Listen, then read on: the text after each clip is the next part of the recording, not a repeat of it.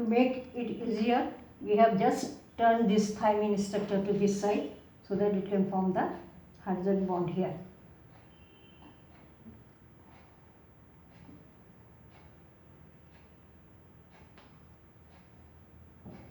Here is thymine, double bond, double bond, then NH and CH3.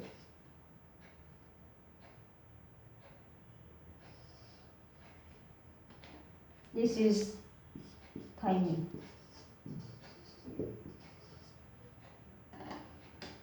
Now this H is attached covalently with nitrogen here, but when it comes near this, then it forms the get attracted by oxygen. Similarly, this H on one side is covalently linked with nitrogen and then is attracted by this nitrogen electrovalent, more electronegative element. Thus, two bonds are formed between and then two hydrogen bonds. This is of one chain and this is of another chain. So, the chain remain in position by hydrogen bonds between the adenine and thymine of different strings, different chains of nitrogenous nucleotide. Then between guanine, here is the guanine,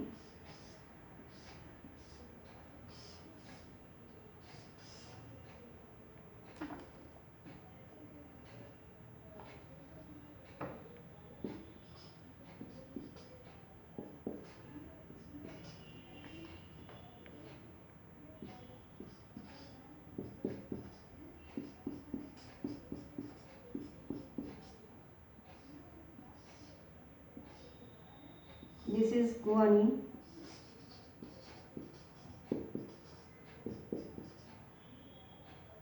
and then cytosine.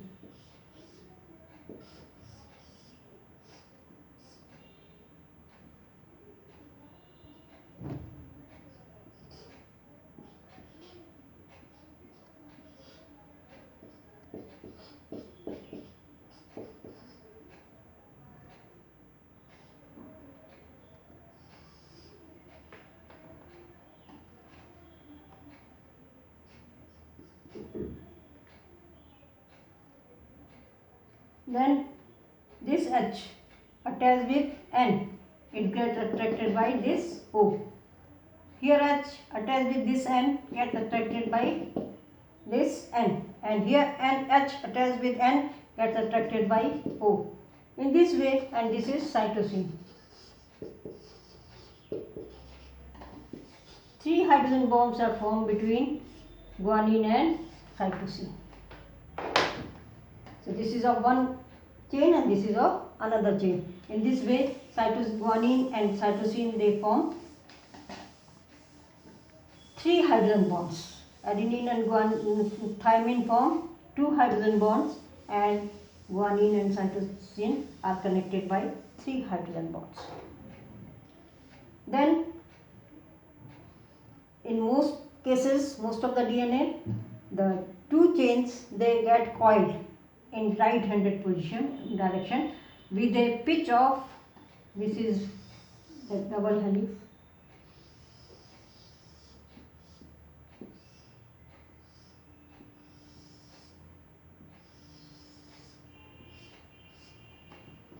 one turn. This is one turn. It at a distance, this distance is 3.4 nanometer. This is the phosphate sugar backbone,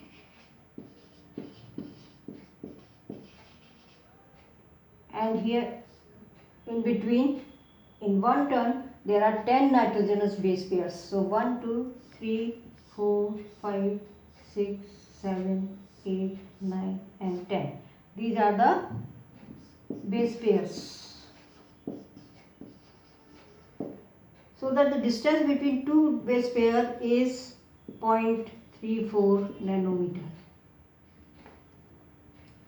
The plane of one base pair overlaps the plane of other base pair.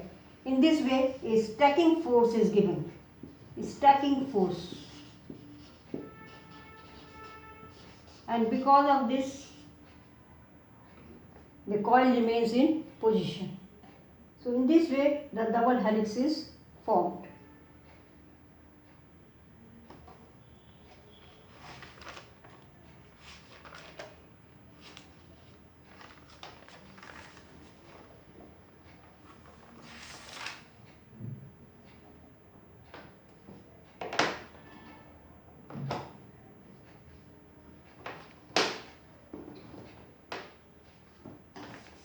So the backbone of the DNA helix is made up of phosphate sugar, and in between are held the nitrogenous bases, and nitrogenous base of one string forms hydrogen bond with that of other. In this way all the both the strings and the nitrogen bases all they remain in place.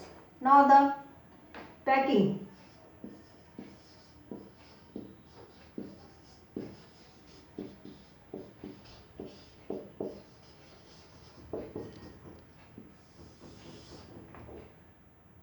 The size of a typical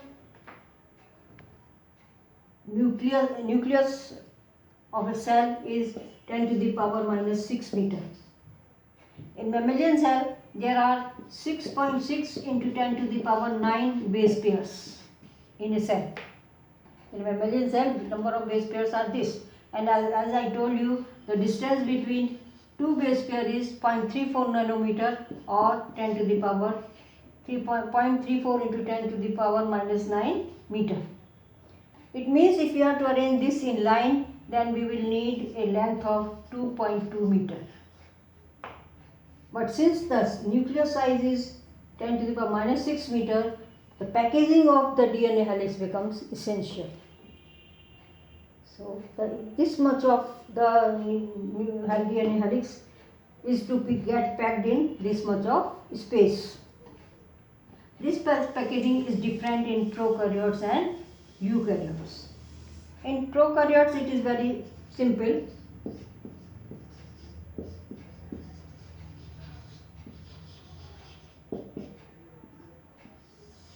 In prokaryotes there is no definite nucleus. It doesn't mean that the DNA gets spread in throughout the cell. It is not like that, but it gets concentrated in the small space, and that space is called the nucleoid.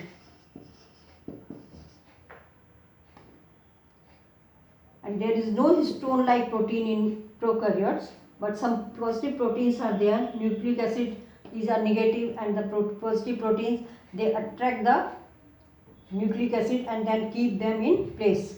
Then DNA gets coiled and supercoiled, compressed by supercoiling, and then form a condensed ball. So only coiling and then supercoiling, and in this way they form the compact ball, and that remains here as a nucleoid.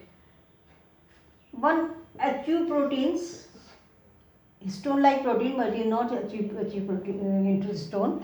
HU protein and the enzyme topoisomerase.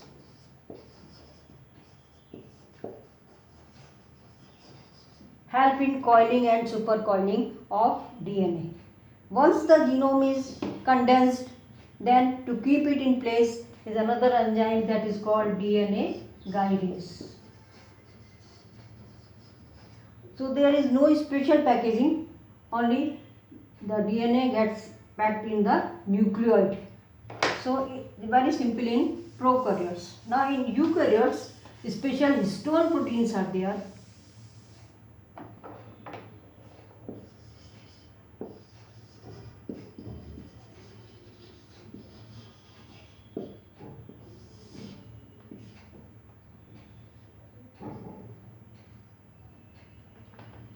Histone are positive proteins because they contain amino acids arginine and lysine. These amino acids contain positive charge in their side chain, and histones are made up of these, so they are positive. You know, the DNA are negative and the histones are positive, so they can remain easily in place. Histones are of 5 types: H1, H2A, H2B,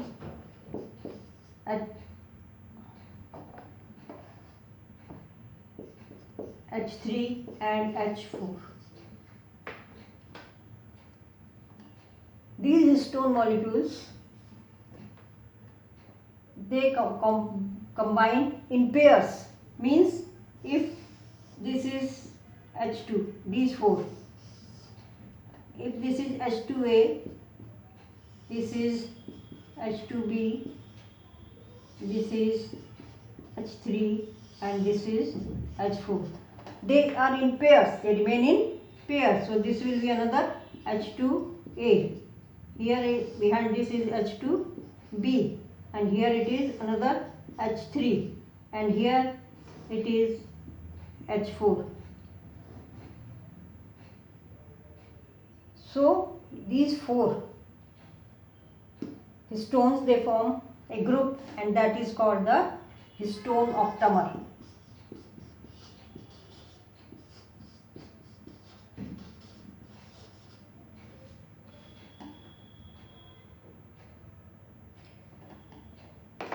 Then the positive charge histones, around this remain the negative DNA wrapped. The DNA gets wrapped around this histone octamer in this way.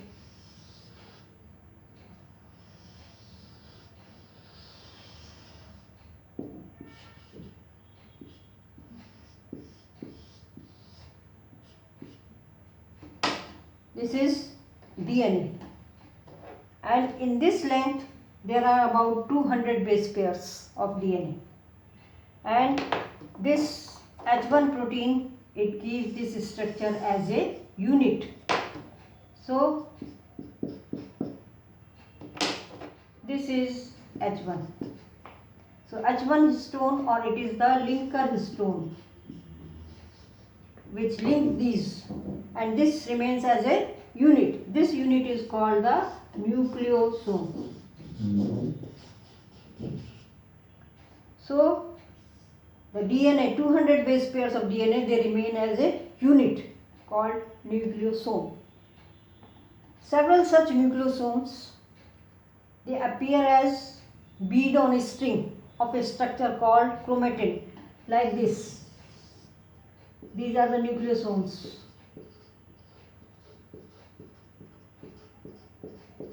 This structure is chromatin.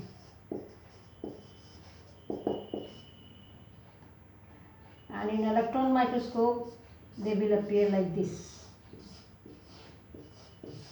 This is nucleosome and this is linker DNA or interpreted DNA. So these are the nucleosomes. Means DNA is packed in this way, and then some DNA, it forms the link between these and gives the structure of chromatin.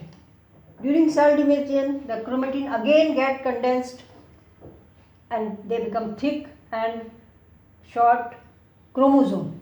So you know the chromosomes, and then this thickening and the shortening of chromatin is by some proteins that are called non-histone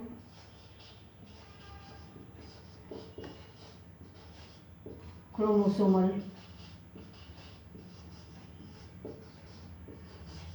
means NHC proteins. It means DNA is ultimately packed as chromosome. So this is about the structure and packaging of DNA. If you like this video, please share and subscribe. Thank you.